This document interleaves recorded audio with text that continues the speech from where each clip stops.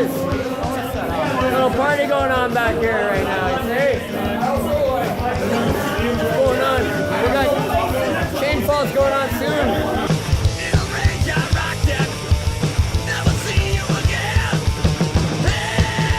Dowdy Days is up on the stage.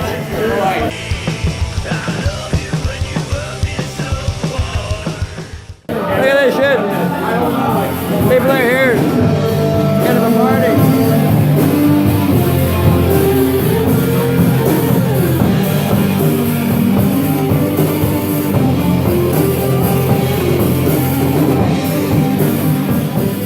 That's it. Music.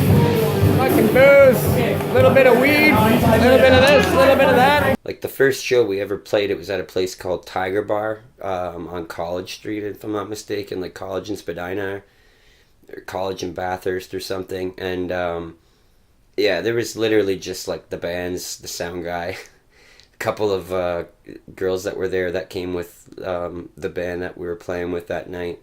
So, you know, that was our first show last summer. It's been a year. Almost a year. That was in June, like June 21st or something. But anyway, it's been almost a year, and a lot of things have changed.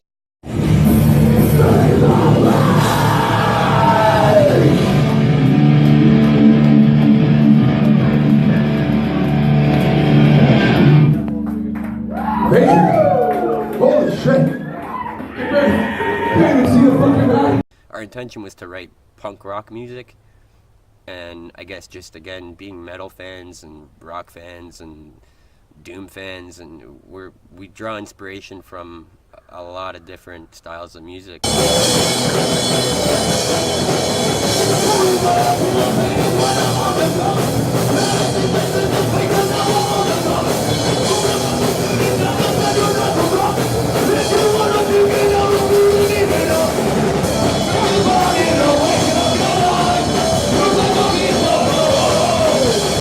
I think grunge is definitely prominent in our sound, but I think some people get confused. They use the word throwback, like we're trying to be a throwback band, and I kind of don't like that word because we're not trying to really pay tribute to any style of music. It's just we grew up in a time where, you know, where there was just so many different styles of music to draw inspiration from as a musician, as opposed to, like, let's say if you were born in the 60s, you only had about 10 years, not even, maybe 5 years worth of rock music to draw inspiration from. Guys in the 70s only had guys, you know, 10 years and 15 years before that. Being born in the 80s or the 90s, you have like almost a half a decade worth of rock music to draw inspiration from.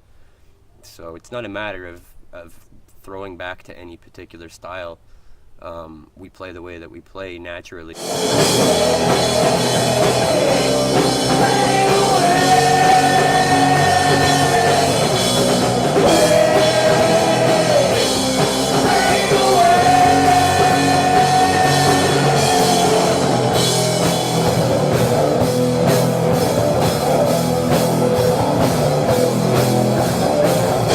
There's been ups and downs for sure. Renee broke his leg on stage last year. That's actually how our EP, The Peanut Butter Incident, came to be. Was we were playing with some buddies in a band called Inbred Fist. We had a show at the Doors Pub in Hamilton, and we were actually covering Breaking the Law by Judas Priest. So it's just funny how that all kind of worked out because Renee broke his leg. Well, technically he didn't break it, he dislocated it, but the inside joke now since then has been, you know, it's like breaking the leg, dun, dun. Well, yeah, he dropped pretty hard, and at first I thought he was just, you know, drunk and fell over, so I was just, you know, I kind of jokingly kicked him in the side of his leg and was like, hey man, get up, and he started screaming in agony, like, you know, real agony. So at that point, you know, I had realized. Apparently, everybody else had already realized, but I was a little slow to that one. He was pretty hurt, so we had to call 911 and get him hauled out of there. So that was the first time we had 911 called to one of our shows in the last year.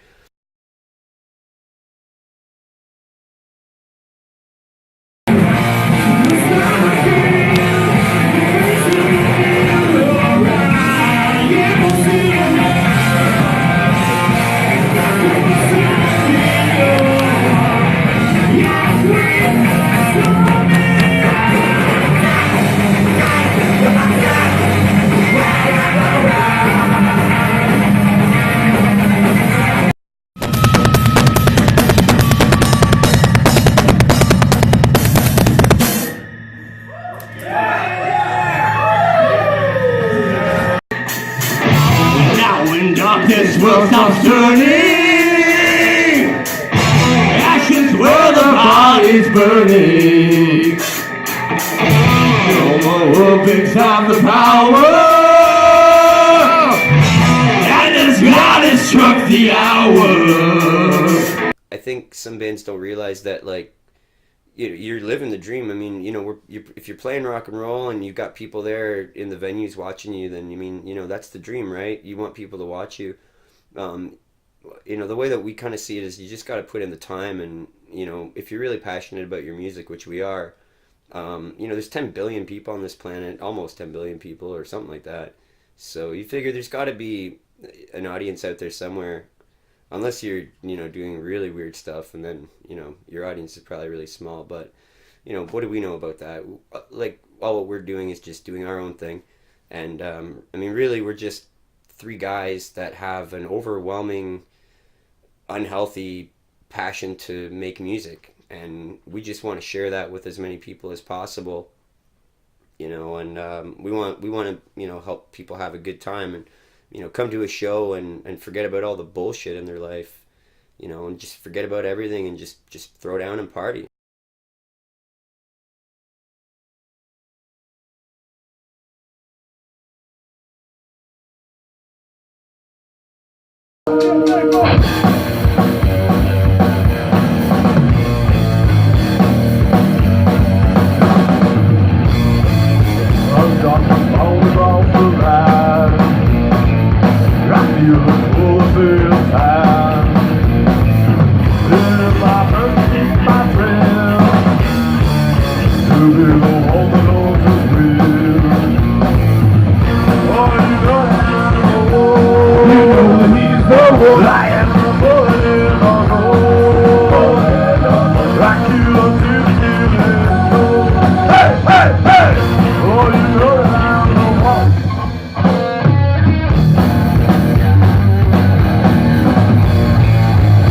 I think that's a big part of being in a band, is being able to travel for long periods of time and deal with all the fatigue of being in a car together and dealing with all the little nuances that go with that, and everybody's different tendencies, and some people have to go to the bathroom every 25 goddamn minutes and some people don't.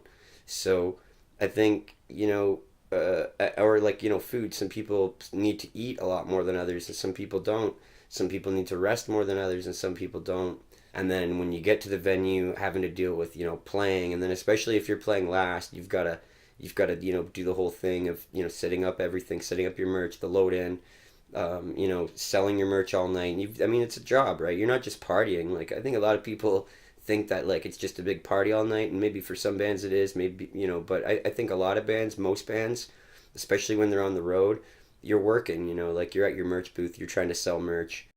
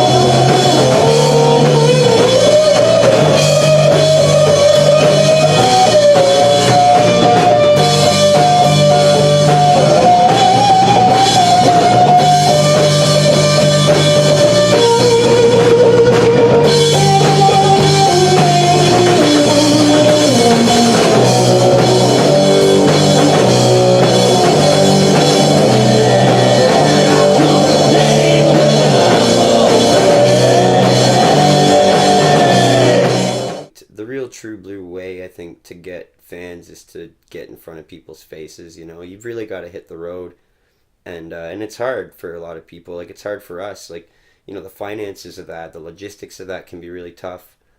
You know, we did all of our traveling this summer, most of our traveling in a little Chrysler Sebring convertible 2005 that's basically falling apart and smells like sweaty feet. It's a lot of work. It's like any kind of relationship, really. You know, you've got to give and take. You've got to know how not to push each other's buttons. You've got to know how to kind of, you've got to know the ways that are going to bring your bandmates up, and also know the stuff that can bring them down, so you know what to avoid in certain situations. And at least then when you can tell that they're having a pretty, you know, that they're really feeling the stress or feeling the fatigue, at least you can kind of identify that, and you can kind of like try to be a booster for them rather than be a complete dickhead and just ruin the entire experience for everybody and possibly end your band.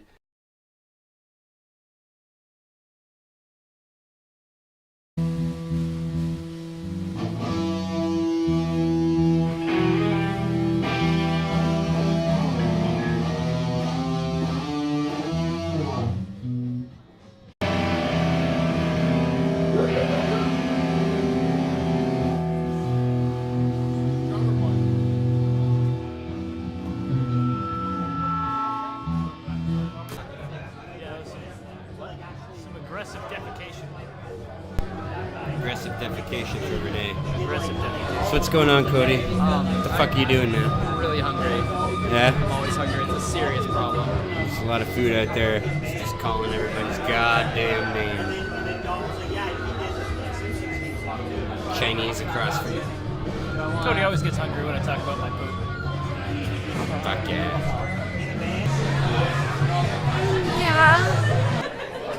And then Jeff.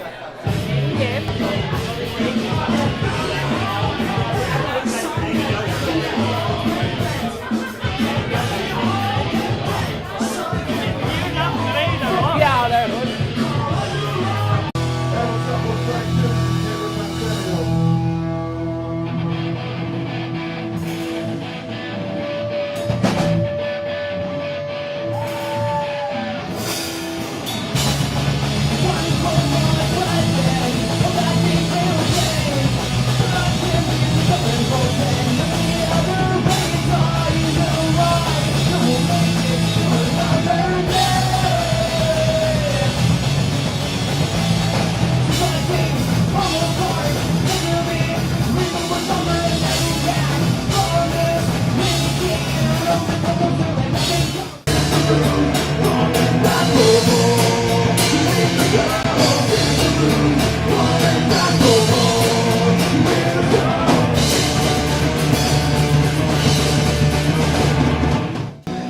Fuck you, Royal City Police! This next one's about living in the Royal City. Here's two. Those university fuckboys at Trappers Alley, those crackheads at Quebec Street Mall, the skinheads at Baker Street, and the punk rockers at Jimmy Jack. In the city.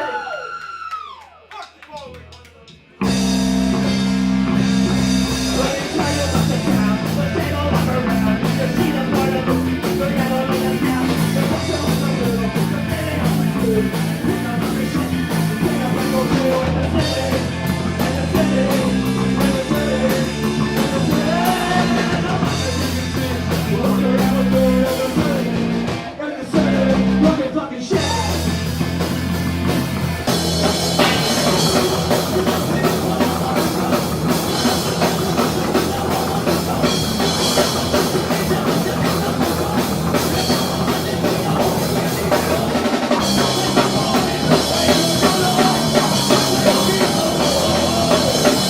We did a lot of that booking ourselves, although we still had help from a lot of people. For the spring tour dates, we and you know, it's not really like a massive tour, like you know, it's not your traditional tour where we're on the road and living in a van for a month or 2 months like that. You know, it's been like, we call it like micro touring. You know, you go and hit a couple of places and then you go home. You know, it's kind of, it's financially, it's the only viable way for us to do that over a long period of time right now. So, you know, even for the summer dates, we're kind of doing an east and a west thing, but they're both kind of like micro tours, if you will. So, you know, we're going to go out east for a few days, play a few dates, then we're going to come home. Then we're going to play a couple of dates here again. Then we're going to go out west, play a few dates out there, like a week and a half, and then we're going to come back. And then we're going to play a few dates here, and then we don't really know what the hell is happening after that at this point. It's nice to see that there's so many places close to home here that have a scene. You know, it really gives you confidence that there's a lot of rock music out there.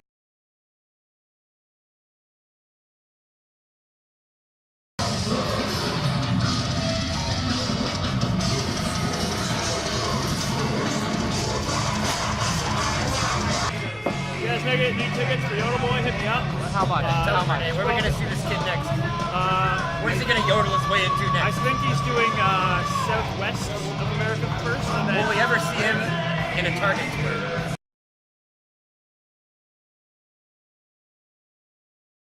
tour? We actually had to cancel the rest of the show. There was a mosh pit going on. It was a friendly mosh pit. There was nothing malicious. But what had happened was, I guess, you know, the guy had the right amount of momentum and just got bumped at the right time. Well, the wrong time. And, you know, he flew in the air. Like, people said he flew up like 6 feet. I wasn't present when it happened. I was actually over by the door. But, yeah, that was pretty crazy. Jillian Underhill has made it infamous. You're witnessing peer pressure unfold, and it's in have its true the form. cigarettes.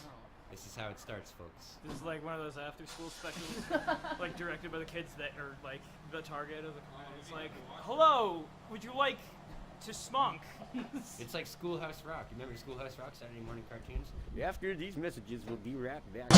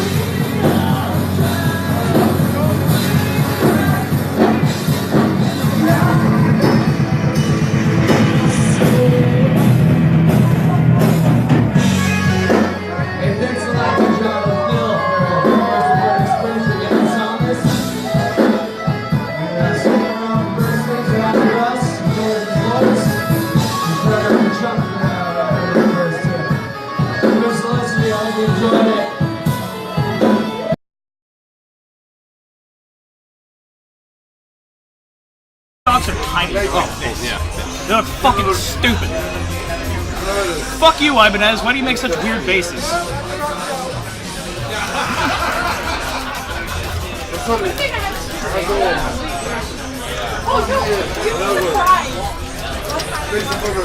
love you. I love you.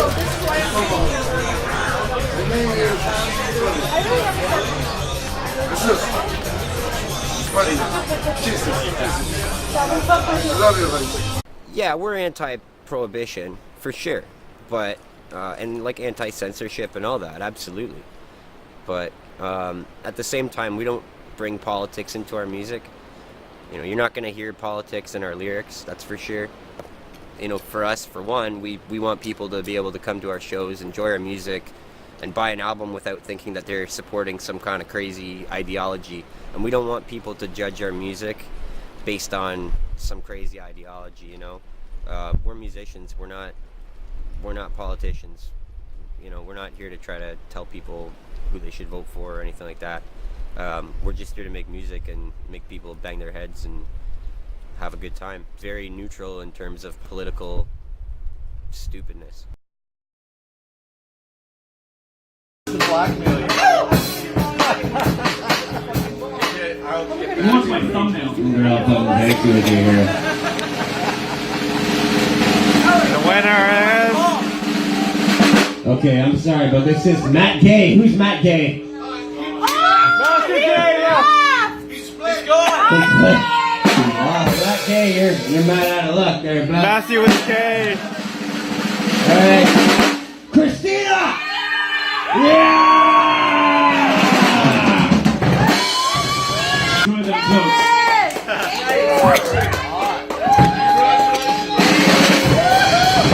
For us, it doesn't really matter how you identify or, you know, where you come from or what your race is or, you know, whatever. It doesn't matter to us. It's really irrelevant as far as we're concerned. Just come to the show and have a good time. We write rock and roll. We're not here to change the world. Maybe we will with rock and roll. Who knows?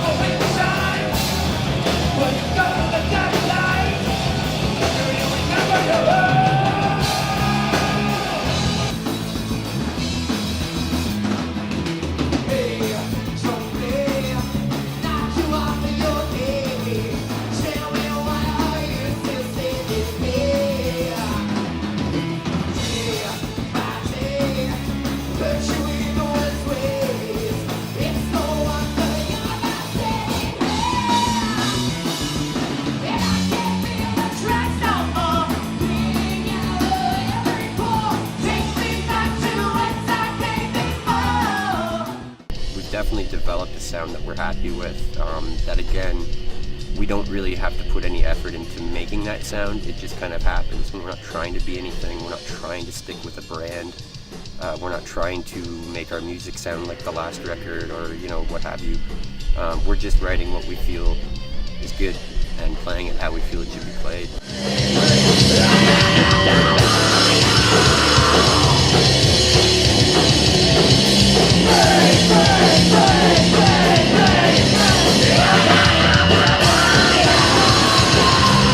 Well, you know, we go out and we really just leave it all on stage.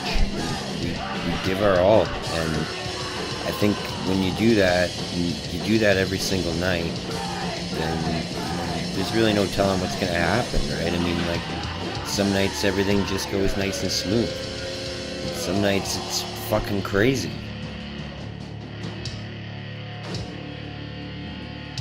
We just want to have fun, you know.